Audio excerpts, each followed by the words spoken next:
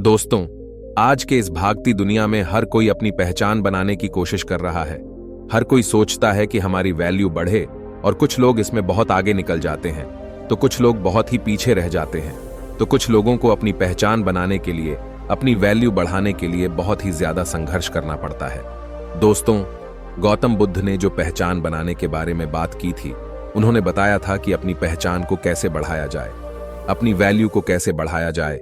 तो आज की इस वीडियो में हम वही सब बातें आपको बताने वाले हैं। अगर आप अंत तक बने रहते हैं तो आप भी अपनी कीमत को पहचान जाएंगे, आप भी अपनी वैल्यू बढ़ाना सीख जाएंगे। तो बिना समय गवाए गौतम बुद्ध के द्वारा बताई गई उस बात को एक कहानी के माध्यम से आप सबसे साझा करता हूं। दोस्तों, जब भगवान बुद्ध अपने शिष्यों को उपदेश देते थे, वह जिस भी गांव या राज्य में उपदेश देने के लिए जाते थे, तो सभी लोग अपनी अपनी समस्याएं लेकर के भगवान बुद्ध के पास पहुंच जाते थे।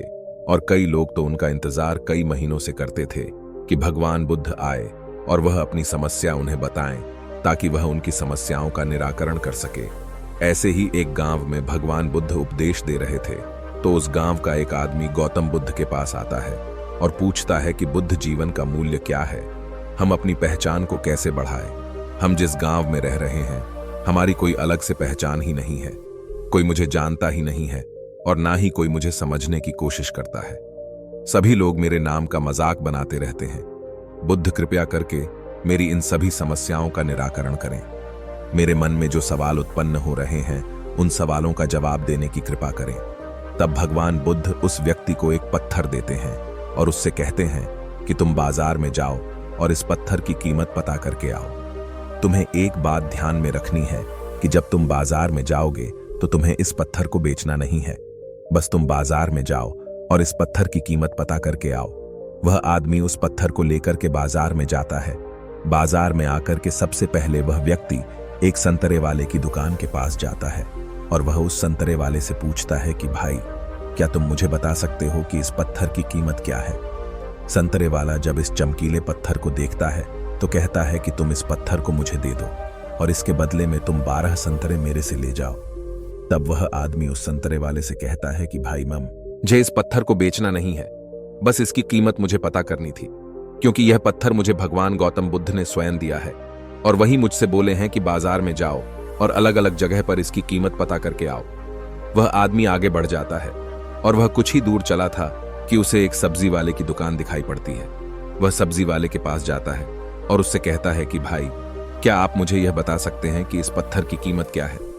सब्जी वाले ने जब उस चमकीले पत्थर को देखा तो उसने कहा कि तुम इस पत्थर को मुझे दे दो और उसके बदले में तुम एक बोरी आलू यहां से लेकर जा सकते हो। वह आदमी उस सब्जी वाले से कहता है कि भाई, मुझे क्षमा कीजिएगा, मुझे इस पत्थर को बेचना नहीं है, बस इसकी कीमत मुझे पता करनी थी। फिर वह आदमी वहां से आगे निकल पड़ता है और वह 3-4 दुकान आगे ही बढ़ा था कि उसे एक सुनार की दुकान दिखाई पड़ी। वह व्यक्ति सोचने लगा कि शायद यही इसकी असली कीमत बता पाएगा, क्योंकि सुनार लोगों को इन सब के बारे में काफी कुछ पता होता है। जब वह व्यक्ति उस सोने चांदी की दुकान में अंदर जाता है तो वह सुनार से बोलता है कि भाई, कृपया इस पत्थर को देखिए और मुझे यह बताइए कि इसकी असली कीमत क्या है। सुनार जब उस चमकीले पत्थर को देखता है तो वह कहता है कि भाई, इसकी कीमत तो लाखों में है, तुम्हें यह पत्थर कहां से मिला? तब वह आदमी कहता है कि पहले तुम इसकी कीमत बताओ, फिर हम तुम्हें सब कुछ बताते हैं। तब सुनार ने कहा कि हम तुम्हें 50 लाख देते हैं और तुम इस पत्थर को 50 लाख के बदले मुझे दे दो। फिर उस आदमी ने पत्थर देने से मना कर दिया तो सुनार ने कहा कि ठीक है, तुम मुझे इस पत्थर को 1 करोड़ में दे दो। तब उस आदमी ने कहा कि क्षमा चाहता हूं, मेरे गुरु ने इसे मुझे बेचने से मना किया है, बस वह मुझे बाजार इसलिए भेजे हैं ताकि मैं बाजार में जाकर के इसकी अच्छी और सही कीमत पता कर सकूं। वह आदमी और आगे बढ़ जाता है। धीरे धीरे वह कुछ ही कदम आगे बढ़ा था तो उसे एक हीरे के व्यापारी की दुकान दिखाई पड़ती है, जो कि बहुत ही अच्छे से सजाई हुई थी। उसके यहाँ कई सारे नौकर लगे हुए थे। वह आदमी सोचने लगा कि शायद यही इसकी अच्छी कीमत बता पाएगा, क्योंकि यह काफी जानकार दिखाई पड़ रहा है। वह व्यक्ति उस हीरे की दुकान में घुस जाता है और हीरे के मालिक से पूछता है कि भाई, क्या तुम मुझे इस पत्थर की कीमत बता सकते हो? वह हीरे का मालिक सबसे पहले उस पत्थर को लेता है और उसकी एक सांप कपड़े पर रख करके उसकी पूजा करता है। फिर हीरे का व्यापारी उस आदम से कहता है कि तुम्हें यह पत्थर कहां से मिला? अगर मैं इस दुनिया की सारी कीमती चीजों को भी बेच दूं तब भी मैं इस पत्थर की कीमत को नहीं बता सकता। बाद में हैरान हो जाता है। वह तुरंत उस हीरे के व्यापारी से उस पत्थर को लेकर के फौरन गौतम बुद्ध के पास पहुंच जाता है।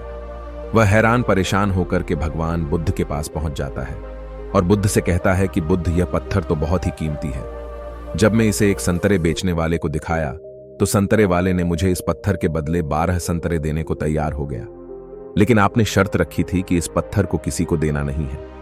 फिर मैं आगे बढ़ गया और जब मैं एक सब्जी वाले के पास गया तो उसने इस पत्थर के बदले मुझे एक बोरा आलू देने को तैयार हो गया, लेकिन फिर भी मैंने उस सब्जी वाले से इस पत्थर को नहीं बेचा। फिर मैं और आगे बाद कुछ ही दुकान में आगे बढ़ा था कि मुझे एक सुनार की दुकान दिखाई पड़ी। जब मैं उस सुनार के पास गया और मैं उसे इस पत्थर की कीमत पता करने को कहा तो उसने बताया कि इस पत्थर की कीमत 50 लाख में है, लेकिन जब मैं उसे इस पत्थर को देने से मना कर दिया तो उसने तुरंत ही इसकी कीमत 1 करोड़ बता दी। फिर भी मैंने इस पत्थर को सुनार को नहीं बेचा। फिर मैं और आगे बढ़ा, थोड़ी ही दूर चला था कि मुझे एक हीरे के व्यापारी की दुकान दिखाई पड़ी। जब मैं उस हीरे की दुकान में अंदर गया तो मैं उस हीरे वाले से पूछा कि इस पत्थर की कीमत क्या है, लेकिन जवाब देने की बजाय वह तो उस पत्थर को देखते ही हैरान हो गया। मुझे उसका जवाब हैरान कर देने वाला मिला।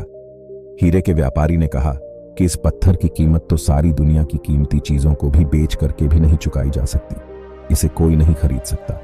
इस पत्थर की कीमत का दुनिया में कोई खरीदार नहीं है, क्योंकि पूरी कायनात में कोई भी ऐसी चीज बनी ही नहीं है जो इस पत्थर को खरीद सके।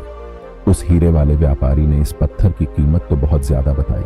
तब वह व्यक्ति गौतम बुद्ध से पूछता है कि बुद्ध, सब लोग इस पत्थर की कीमत अलग अलग क्यों बता रहे हैं? मुझे समझ में नहीं आया। यह तो एक पत्थर ही है, बस ये एक चमकीला पत्थर है, लेकिन इसकी कीमत अलग अलग जगह पर अलग अलग है। कृपया आप मुझे इस बात को विस्तार से समझाने की कृपा करें। तब भगवान बुद्ध उस आदमी की बात को सुनकर के थोड़ा मुस्कुराते हैं और उस कहते हैं कि यह दुनिया बहुत ही अद्भुत और निराली है। यहाँ तरह तरह के लोग पाए जाते हैं और जिसकी जैसी सोच है वह अपनी उसी सोच से इस दुनिया को देखने का प्रयास करता है। उस संतरे वाले की सोच सिर्फ संतरे तक ही सीमित थी, इसलिए उसने इस पत्थर की कीमत को केवल 12 संतरे ही बताई। सब्जी वाले की सोच सिर्फ सब्जी तक ही सीमित थी, तो उसने उस चमकीले पत्थर की कीमत एक बोरी आलू बताई। उस सुनार की सोच थोड़ी इन सबसे ऊपर थी, तो उसने इस पत्थर की कीमत लगभग 1 करोड़ बताई। और हीरे वाले को देखा जाए तो उसकी सोच इन सबसे बहुत ज्यादा ऊपर है, तो उसने इस पत्थर की कीमत को इतना ज्यादा बता दिया कि सारी कायनात की कीमती चीजों को अगर तुम बेच दो तो भी इस पत्थर की कीमत को नहीं चुका सकते। बुद्ध कहते हैं कि यह है तो एक पत्थर ही, लेकिन अलग अलग जगह पर इस पत्थर की कीमत अलग अलग बताई गई। तब भगवान बुद्ध उस आदमी से कहते हैं कि तुम जिस गांव में रह रहे हो सकता है कि उस गांव की सोच छोटी हो, जिस वजह से लोग तुम्हें या तुम्हारी वैल्यू को पहचान ही नहीं रहे हैं, तुम्हारी कीमत को कोई समझने का प्रयास ही नहीं कर रहा है। लेकिन अगर तुम मेरे साथ इन भिक्षुक लोगों के साथ रहने लगोगे तो तुम्हारी कीमत बढ़ जाएगी। फिर सभी लोग तुम्हें बहुत आदर और सत्कार भाव से देखने का प्रयास करेंगे, लेकिन तुम तो वही रहोगे। तुम्हारे 2 आंखें रहेंगे, एक नाक रहेगा और सुनने के लिए 2 कान रहेंगे और चलने के लिए 2 पैर। तुम्हारे शरीर की सारी चीजें वही रहेगी, लेकिन तुम्हारी कीमत और तुम्हारी पहचान बदल जाएगी, क्योंकि लोग तुम्हें एक भिक्षु की भांति देखने लगेंगे। और भिक्षु का सम्मान सभी लोग करते हैं, क्योंकि उन्हें पता है कि भिक्षुक लोग सही होते हैं, सही ज्ञान लोगों को बताते हैं और लोगों को सही राह दिखाने का प्रयास करते हैं। इसलिए जहां भी तुम जाओगे लोग तुम्हारा बहुत ही आदर करेंगे, लोग तुम्हें सम्मान की निगाहों से देखेंगे, तुम्हारी कीमत बहुत ही ज्यादा बढ़ जाएगी। तो मेरे इन भिक्षुक लोगों को देखो, इनके पास ना कोई बहुत बड़ा बंगला है और ना ही यह किसी भी चीज के बड़े व्यापारी हैं, लेकिन यह लोग जिस भी गांव में जाते हैं लोग इनका बहुत सम्मान करते हैं, लोग इनका एक अच्छी निगाहों से देखते हैं। गौतम बुद्ध आगे कहते हैं कि व्यक्ति की कीमत उसके अंदर के गुणों व किन लोगों के साथ रह रहा है उससे पता चलती है। कई बार होता है कि कुछ लोग चाहते तो हैं कि दुनिया उनकी इज्जत करे, लोग उनका सम्मान करें, लेकिन वह ऐसे परिवेश में रह रहे हैं जहां ना तो कोई उनकी कीमत समझने की कोशिश करता है और ना ही कोई उन्हें समझ पाता है। तो ऐसे परिवेश में आप कितना भी अच्छा क्यों ना रहे, आप पर उंगली उठा ही देंगे तो ऐसे लोगों से अपनी संगत बदल लेनी चाहिए, ऐसे लोगों से दूरियां बना लेनी चाहिए। सभी लोग तुम्हारी तभी इज्जत करेंगे जब तुम अच्छे लोगों के संपर्क में रहोगे, अच्छे लोगों से कुछ ना कुछ सीखते रहोगे। इतना कहकर गौतम बुद्ध शांत हो गए।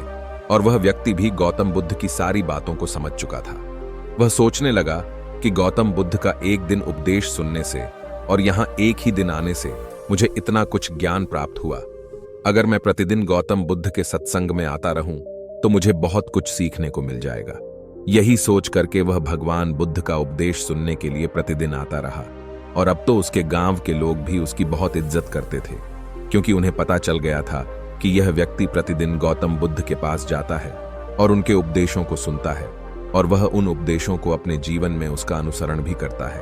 और वह व्यक्ति गांव में आकर के भगवान बुद्ध के उपदेशों को लोगों के बीच फैलाता था, जिससे उस गांव की गंदी सोच बदल गई और सभी लोग उस व्यक्ति की बहुत ही इज्जत करने लगे।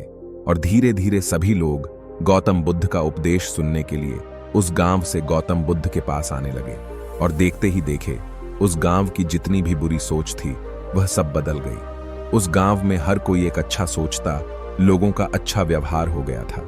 हर कोई एक दूसरे की मदद करने के लिए तैयार रहता है। दोस्तों, उम्मीद है आपको इस कहानी से कुछ ना कुछ जरूर सीखने को मिला होगा। अगर आप ऐसे ही वीडियो देखना चाहते हैं तो हमारे चैनल को सब्सक्राइब जरूर करें। नमो बुद्धाय।